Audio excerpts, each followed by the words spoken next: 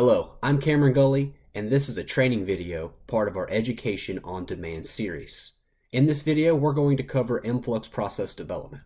Our goal is to set up the green curve and optimize the molding process. Let's break iMFLUX process development down into 3 steps. First is process setup. In this step, we define all the settings required to fill the mold with constant pressure and make a visually acceptable part. Next is HighLow Rangefinding.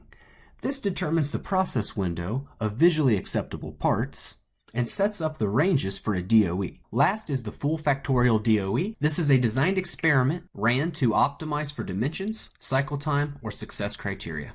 Process setup.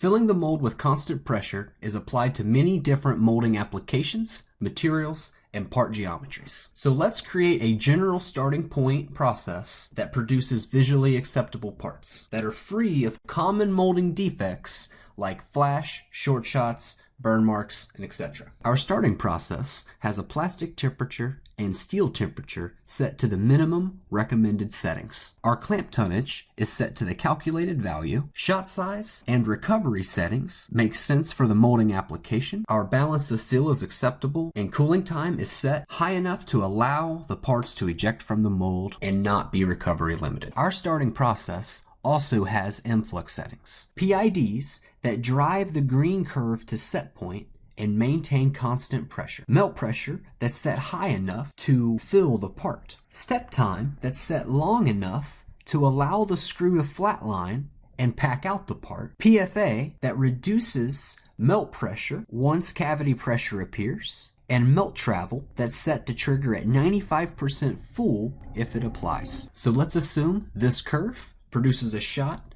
of visually acceptable caps. The starting process has a melt pressure of 7,500 and a step time of 7 seconds. And if you were to graph that point, this is what it would look like. This completes step 1 of iMFLUX process setup.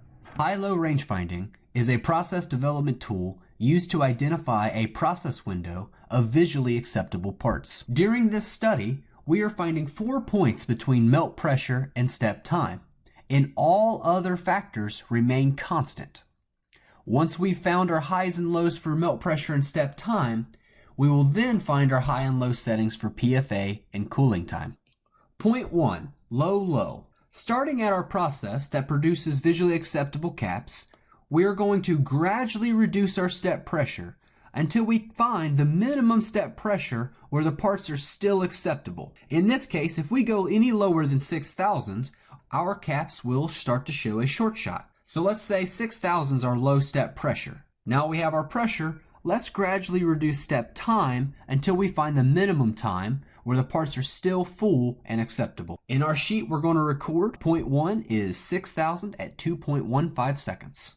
Point 2, low high. At the low pressure, incrementally increase step time until no more material will enter the part. It's also common for flash or parts sticking in the mold to limit the high time setting here. If you are gradually weighing the parts and recording them within a sheet, find the point at which the graph flatlines. So if we were to enter that into our sheet, our low high is 6,000 psi for 8 seconds.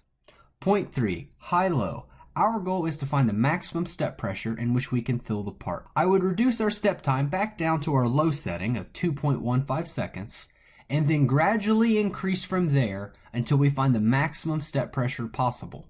In this example, we're going to say 8,500, which is our pressure set point. Then we're going to gradually reduce time until we find the minimum step time at our new pressure setting.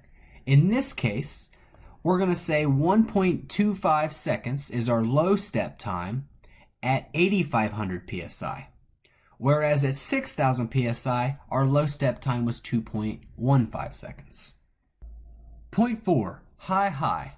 So once we found our high pressure, we're going to gradually increase step time until we find the point at which no more material will enter the part. We're also watching out for flash or parts sticking in the mold, because at our high pressure, high time settings, this is possible to occur. Similar to the low pressure, we're going to record the part weights within our sheet and find the point at which the graph flatlines and no more material is entering the part, In this case, we're going to say 6 seconds and record that in our HighLow Rangefinding worksheet. Point 4 is 8,500 psi for 6 seconds. Finding our fourth point, we now have our window between melt pressure and step time. We have a low of 6,000 and a high of 8,500, and then we have a low of step time, 2.15 seconds to 6 seconds. But now we need to figure out what's our PFA range and our cooling time range. So to start, to find my low PFA, I like to go to my low melt pressure for my high step time, and then gradually walk down PFA until I find the point at which visual defects occur. Then I'll go to my high pressure setting for my high step time and then gradually increase PFA until I find the highest PFA that I can run. Then for cooling time, I will go to the low step time, and either pressure set point works. The point here is to gradually reduce cooling time until the parts warp or some type of defect appears. But you also want to watch out for your recovery time or robot limitations. So for this example, we're going to choose 4 seconds for our low. And then for our high cooling time, I will typically double my cooling or pick a high cooling time that makes sense for the application, that is large enough to induce variation, but is also realistic. And for this example, we're going to choose 8 seconds as our high cooling time, which completes our HighLow Rangefinding window. We now have 4 factors, all low settings and all of our high settings, and you can operate anywhere within this window and create visually acceptable parts.